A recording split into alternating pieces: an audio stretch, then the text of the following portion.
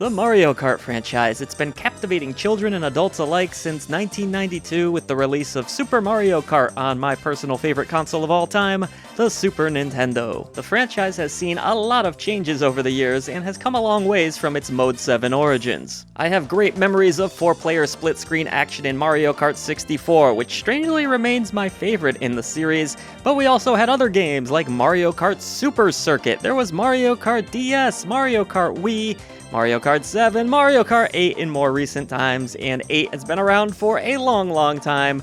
We of course got Mario Kart 8 Deluxe. This franchise seems unstoppable and will continue on into the future, as far as I can tell anyways. But of course, with success comes many copycats, and the Mario Kart franchise has had a ton of those. Some of them pretty great, and some of them not so great. Here are 5 Mario Kart knockoffs that you may have forgotten about. As always, we thank you so much for supporting our content here at I Dream of Retro Games. Our main channel, I Dream of Indie Games, is where we help to bring independent developers and publishers a voice. You can support both of these channels by heading over to patreon.com/idreamofindiegames. There you'll gain Discord access to an amazing indie community, early ad-free shows, shoutouts at the end of every video we produce, and even free games depending which tier you select. Your new indie gaming community is waiting for you. Let's begin this list with a South Park video game. Yeah, I know what you're thinking. These usually don't go so well, but there's been some pretty damn good ones in later years, like the Stick of Truth, for example, or the Fractured Butthole. Hard not to laugh saying that. But you also had a lot of stinkers, like the 1998 release South Park on the N64 and eventually PlayStation, Chef's Love Shack. Who could forget that turd? And the one we're talking about that pertains to this list, South Park Rally, released January 5th of 2000, from developer Tantalus Interactive and published by, you know it, Acclaim Entertainment. South Park Rally would see release first on the PlayStation, then it would come to PC, the N64, and then later on, the Dreamcast. Tantalus Interactive was more notorious for porting arcade games to the PlayStation 1 and the Saturn. They would go on to do a ton of handheld work, but in more recent times, they were responsible for The Legend of Zelda Skyward Sword HD on the Switch, and I have feelings about that game. I'm just not gonna share them here. And spoiler alert, this game really stinks. The developer tried their best to get it out in a hurry, but they still missed the Christmas target date. They also ran into some issues because, well, the N64 was still using carts and pretty much everyone else had moved on at that point. This would mean that the amount of characters and stages in the N64 version would be lower than the other versions due to those hardware limitations. Apparently Nintendo didn't like all of the South Park humor either, because Moby Games has stated that the dildo required a little bit of a meat substitute in this version of the game, so no dildo here. Acclaim Games were so terrible at this time that Trey Parker and Matt Stone themselves would go on to make fun of them for it. As for how much involvement they actually had in this project, not much. They did lend some voiceover work, which sounds like absolute butt on the N64, but that was pretty much it. They weren't really involved in the development process at all. I will say this about South Park Rally, it does try to capture the humor of South Park, it's just the gameplay isn't very good. It does cram quite a bit of content into it. There's a championship mode, there's a multiplayer mode, which is pretty much unplayable at this stage in life, and there's an arcade mode as well, but really to make any significant progress in the game, you have to focus on the championship mode, which feels relatively broken. The courses themselves seem to be the biggest culprit here. They're just very poorly laid out. It's difficult to tell where you need to go next. It's all just kind of a cluttered mess, and that's how you unlock things, thus most of the fun gets sucked out of this game pretty early on. But hey, when you try to shat out a game in 7 months on 3 different platforms, well, this is usually what ends up happening. Unless you're a die-hard South Park fan that has to see every form of media that's come out involving South Park, I would steer clear of this one. Let's move on to something a little more uplifting. Our next Mario Kart knockoff comes to us from Konami, and it's called Konami Crazy Racers. This is one that I was really excited to revisit because I had only played it briefly as a younger adult,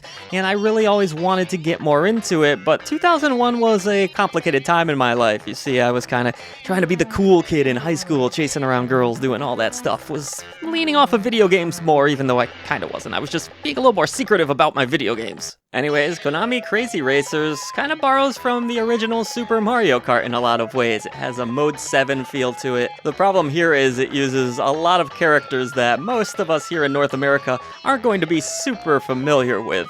so it doesn't have a lot of appeal right out of the gate. In Japan, however, it seems that was a different story. This was part of the YY series. In Japanese, that's known as a noisy, crowded area. Now, some of these characters might ring a bell with some of you hardcore gamers out there.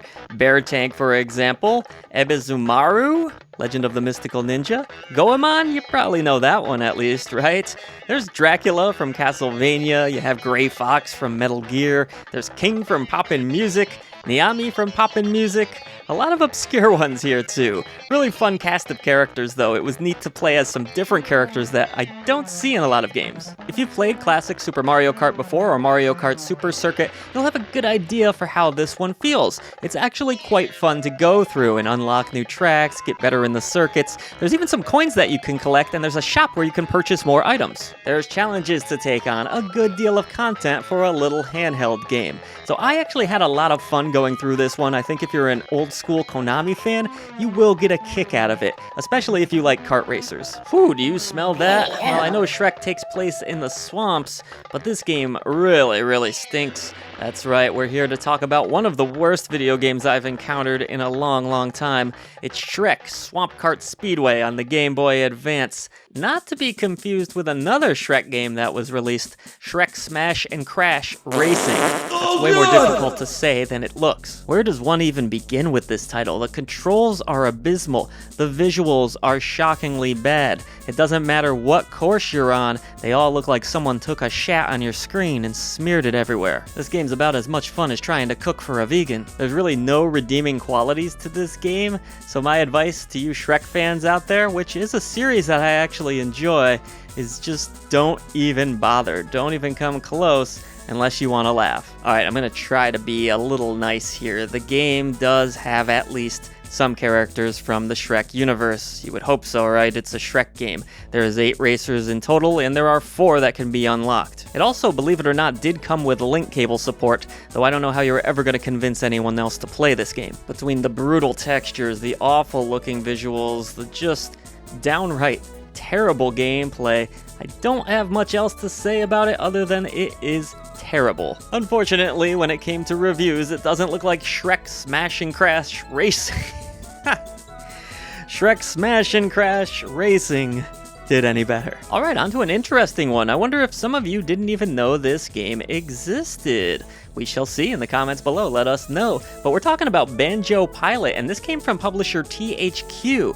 That is not a mistake, folks, THQ. Yes, I know you're probably thinking Rare with Banjo-Kazooie, but no, THQ did the publishing work. Rare, of course, did develop the game. I imagine this has something to do with Microsoft owning Rare at that point in time. This flying-style kart racer features 9 classic Banjo-Kazooie characters. You have Banjo, Mumbo Jumbo, Kazooie, of course, a purple Jinjo, Humba Wumba, Gruntilda, Klungo, Bottles, and Jolly Roger. Some of them need to be unlocked during your gameplay. There are 16 tracks in total, and this game actually took almost 5 years to create. So it was a long time in development. Believe it or not, this was actually going to be a sequel of sorts to Diddy Kong Racing. It was announced as such in 2001, back at E3. Remember when E3 existed? Yeah, that event. And it was also supposed to use some interesting technology, the type that was used in Kirby Tilt and Tumble that came out in 2000. Obviously, neither of those things ended up happening. There was a lot of arguing going on back and forth about the tilt functionality, whether it should be included or not, and that led to multiple delays. Then of course, Microsoft ends up acquiring Rare. You don't have those Nintendo characters anymore, so what do? You make it a Banjo game. Here's something really fascinating though, the soundtrack. Yes, the soundtrack maybe ends up being one of the more important aspects of this entire game, because it is in fact the music that was going to be utilized in Diddy Kong Pilot, the game that never actually ended up being. So you have the soundtrack for Diddy Kong Pilot, but you'll never have the game. Fascinating stuff. In the end, you get a halfway decent game in my opinion. I still had some fun with this one. There's no story, unfortunately, that had a lot to do with everything that went wrong during development, but there is a Grand Prix mode, which is pretty entertaining to go through. There's quick races as well, there's trophies, there's time trial, there's some challenges here, and even multiplayer options alongside a dogfight. So Banjo Pilot is an interesting piece of gaming history. It's an enjoyable title to play through. I would say if you could only pick one game on this list, I would probably probably lean towards Konami Crazy Racers. I had a bit more fun with that one, but just historically, this one is worth checking out. Alright, just one more Mario Kart knockoff to leave you with, folks. Thanks so much. I hope you found this list entertaining so far. Last game I'm going to talk about here, I played the PS2 version. We're talking about Cartoon Network Racing. And this also did get a DS version. Unfortunately, I didn't get a chance to try that particular version of the game out. Sounds like it's not great, and I can tell you for sure the PS2 version is pretty lousy. Even if you're a big Cartoon Network fan, you might like seeing some of these characters, but you won't enjoy playing as them in this game. It's pretty obvious after a few minutes with Cartoon Network Racing what it was trying to be. It was very much trying to do what Mario Kart Double Dash successfully did, where you have your main driver and then you have your co-driver as well. Players can choose between some of their favorite Cartoon Network characters, including Johnny Bravo, Courage the Cowardly Dog, you have the Powerpuff Girls here as well. You'll throw weapons at your opponents, of course. Here they're referred to as Toon Powers. But this game feels slow, sluggish. It's not particularly bad looking, but not amazing looking either. The gameplay's just not really here. The track design isn't great. Not a very good game, not very fun to play through, to be honest. One thing about the DS version, though, even though I didn't get a chance to play it for this video, apparently all of the characters do get their own karts in that version of the game. So I can't say I was all that inspired still to go check it out after playing this one, but either way, Cartoon Network Racing. It's a game that existed, and it's mediocre like a lot of the games on this list, but hey, there were a couple good ones, weren't there? Of course, this is only 5 knockoffs, and there are countless Mario Kart knockoffs out there, so now it's your chance to be a part of the channel. We want to hear from you in the comments below. What are some of your favorite or least favorite Mario Kart knockoff style games? Of course, there were the big ones, the good ones like Crash Team Racing, but what were some of the more obscure ones that maybe a lot of us didn't play? Can't wait to hear from you, and we hope you enjoyed this list. I'll talk to you all soon, right here at I Dream of Retro Games.